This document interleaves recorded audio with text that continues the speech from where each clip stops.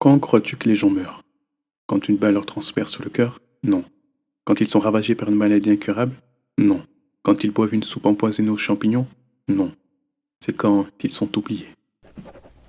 C'est ce que dit le docteur Ulrich à Chopper dans One Piece. Et cette phrase pleine d'absurdités apparentes est en réalité une lucidité bouleversante. Elle pose une question que la philosophie connaît bien. Qu'est-ce que mourir, vraiment? La mort, c'est l'effacement. Pour Vladimir Jankélévitch, il existe une seconde mort, pas biologique mais existentielle. Celle qui survient quand il ne reste aucune trace de toi dans le monde. Le souvenir, dit-il, n'est pas un simple écho. C'est une forme de présence discrète, une manière d'habiter encore le monde, par les autres.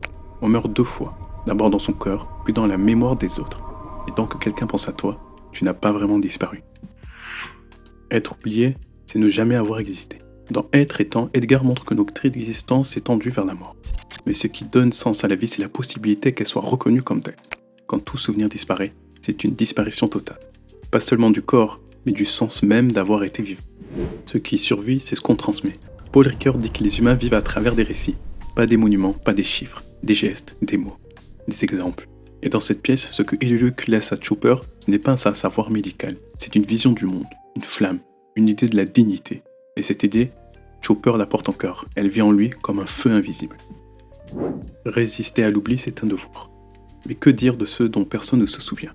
Pas de statut, pas de nom, même pas une photo. Walter Benjamin rappelle que se souvenir, c'est aussi un acte de justice, un combat contre l'effacement. Car chaque existence oubliée est une vérité perdue, et chaque souvenir ravivé est une forme de résistance au néant. Et nous, qui portons-nous encore en nous sans le dire? Quelle parole, quel regard, quel geste a laissé une empreinte en silence? Peut-être que vivre, c'est semer ce qui pourra fleurir dans un autre cœur, comme Ulrich qui meurt, et dont le cerisier continue de fleurir encore aujourd'hui dans les yeux de son fils, Chopper.